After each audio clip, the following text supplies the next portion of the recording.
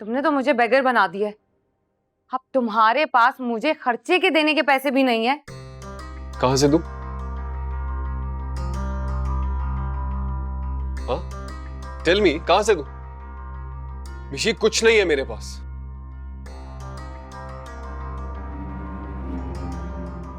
Business तबाह हो चुका है, सेविंग्स खत्म हो गई, कोई और सोर्स ऑफ इनकम है नहीं। ले दे के एक ऑफिस बचा है, वो भी बैंक के कब्जे में जाने वाला है। तो ये मेरा मसला नहीं है।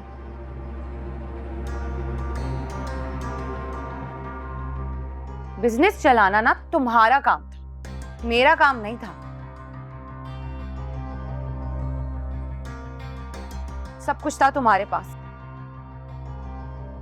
पैसे भी थे, क्लाइंट भी आ गया। अब बिजनेस चलाने के तुम्हारे अंदर गट्स नहीं है तो मैं क्या कर सकती? कंपनी डिफॉल्ट कर गई है, बैंकरप्सी डिक्लेयर करके भाग गए हैं वो लोग। अपना सारा पैसा उनके ऑर्डर कंप्लीट करने में लगा दिया था मैंने। अब नहीं है मेरे पास, अब कहां कहां ढूंढूं उनको, मैं किससे पैसे मांगू यार?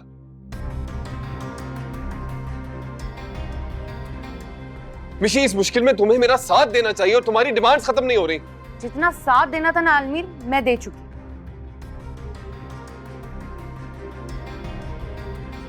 इससे ज्यादा मुझ में हिम्मत नहीं है। और मेरा बैंक अकाउंट है ना, बिल्कुल जीरो हो चुका है।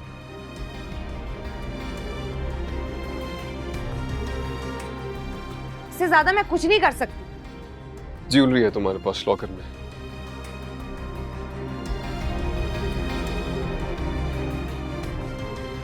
एक फेवर कर दो।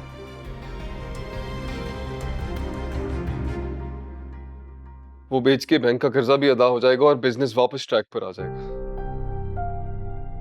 प्लीज मिशी, आई नीड हेल्प। व्हाट? तुम्हारा दिमाग तो ठीक है? मैं अपनी ज्वेलरी बेच दूं तुम्हें पैसे देने के लिए, और तुम उसे भी बर्बाद कर दो जैसे तुमने अपना कारोबार बर्बाद कर दिया।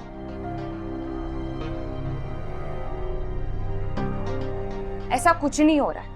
I cannot do anything for you anymore.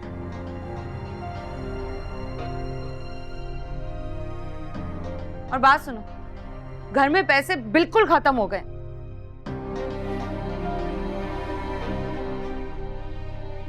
मैंने आज तो गुजारा कर लिया,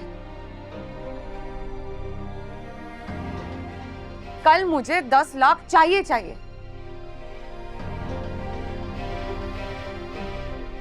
कुछ भी करो, किसी भी सूरत में।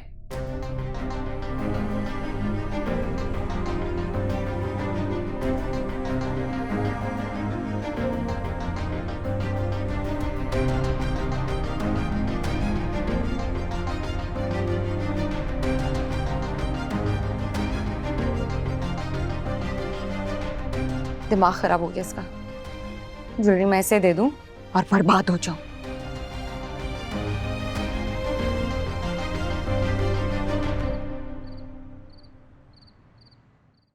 महविश, बस बेटा बहुत हो गई नौकरी, अब तुम्हें रिजाइन कर देना चाहिए। क्यों बाबा, क्यों रिजाइन कर दूं मैं? बेटा तुम्हें आराम की जरूरत है। बाबा, डॉक्टर ने मुझे बेड रेस्ट नहीं कहा है। उसने कहा है आप मामूल के मुताबिक अपने सारे काम करें, बस थकाने वाली चीजें ना करें। और मेरी बात सुने, मैं जॉब पे जा रही हूँ, मैं मेंटली और फिजिकली फ्रेश हूँ।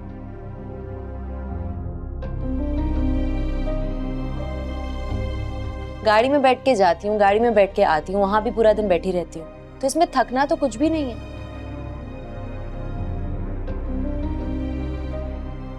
हाँ अंकल, आप परेशान मत हो, महविश बिल्कुल ठीक कह रही है।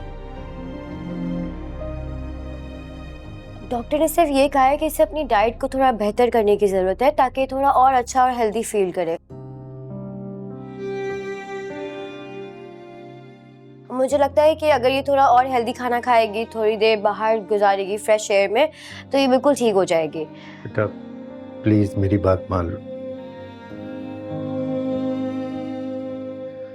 भले तुम कबीर के पास ना जाओ, लेकिन उसके बच्चे के बारे में उसको बता दो, ये उसका हक है। हरगिज नहीं। अगर अभी उन्हें बताया ना तो वो इस बच्चे की खातिर किसी भी तरह मुझसे सुलह करने की कोशिश करेंगे।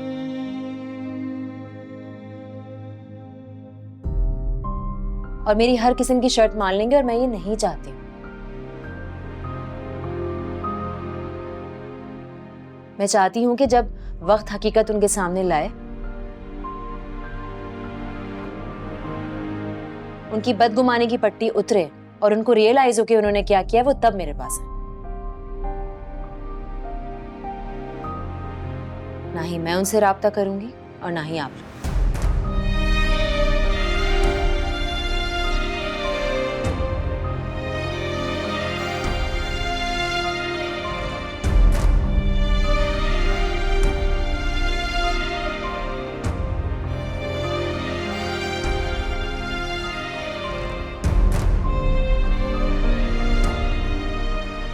अच्छा बताओ, तुम्हारे लिए कुछ खाने के लिए लेकर आऊं?